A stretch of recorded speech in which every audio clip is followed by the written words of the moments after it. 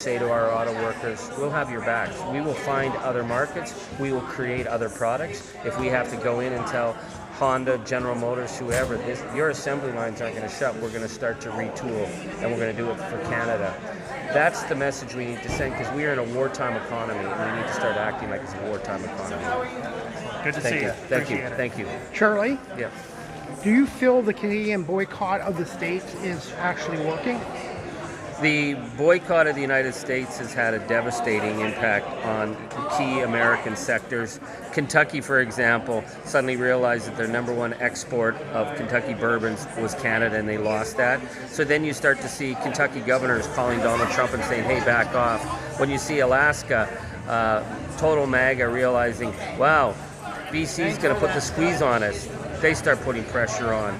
When we have 93% drop in American wines to Canada, which is the United States' biggest market, when we see $12.3 billion in lost travel, those are hundreds of thousands of jobs. I feel bad for those people, but listen, this is a state of economic war. You threaten us, we will push back. Americans know that the boycott is not breaking. We've had many governors come up and tell us, oh, we like you, come on, let's love each other. You want to love us? You deal with the convicted criminal in the White House and tell him to stop threatening our nation. Otherwise, we're not coming back. And I don't know a single Canadian who's going to break the boycott now. Charlie, can you just tell us a little bit about your involvement with the Midas Touch?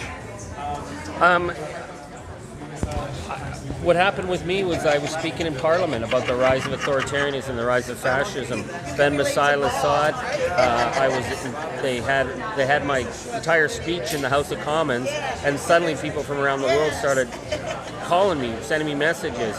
I've been invited on multiple times. It's fascinating that I get much more coverage right now in the United States for speaking up against Trump and fascism than I actually do in Canada. Midas Touch has played a really important role because they're calling it as it is. Ordinary Canadians are following a news network out of Los Angeles, a news network that's actually doing a really good job of speaking directly to Canadians. So I've been involved with Midas Touch. They have me on a lot of the time. Some say I'm the fourth Messiah's brother. I don't know. But it's a great network to be involved with because they're not afraid to call it for what's happening. Finally, can you tell us a little bit about your book and where can people follow you on social media and your website, Charlie?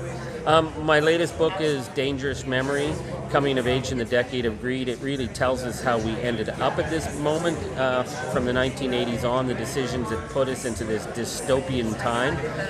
To follow me, I tell people to follow Charlie Angus on Blue Sky. Blue Sky is the best network right now in terms of you don't have to deal with the bots and the hate. I'm on Facebook, but it's getting more and more of a toxic junk pit. But if you really want to follow, it's Charlie Angus, the Resistance Substack. Every day I'm putting out essays. Every day we have people from around the world engaging, and we're building a resistance network across Canada, across the United States, and we're picking up some really interesting people around the world. So Charlie Angus, the Resistance Substack. Finally, what makes Canada such a great country? You have to have traveled and driven across the country to see the enormity, the beauty. And the great thing about Canada is that wherever I've gone in this country, I've always felt like I was coming home, even if I'd never been there before. The sense of decency, the sense of tolerance, the sense of welcome that we have for each other.